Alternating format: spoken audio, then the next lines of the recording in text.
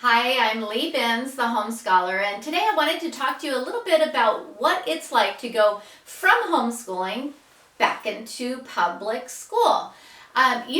When you're dealing with a younger child, it really doesn't matter. They will take everyone and at any grade, and the reason why public school is failing is because they just take any kid of one age and they plop them all into the same classroom, right? That's why it doesn't work as well and why people tend to homeschool. The problem is that when you get into high school, they will usually do the same thing. They plop you into your grade level, but they generally will not count the work that you did as a homeschooler. So if your child has been homeschooling merrily along and they want to go to public school for ninth grade, they'll plop them right in with all the other age mates that are in ninth grade. No problem. The difficulty is when your child is a sophomore or a junior, or they want to take their senior year at public school. When you go from homeschooling into public school, chances are they will not accept your high school classes. And so they may want your child to take all freshman year classes.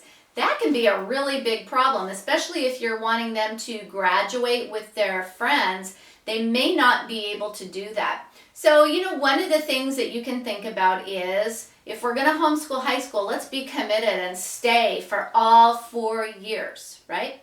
Another option is to look at it this way. If we choose to do public school for 1 year, we're only going to do it 1 year. We're not going to get a diploma, a high school diploma from that public school. We're going to give a diploma at home by homeschooling, but still just take 1 year of classes at the public school.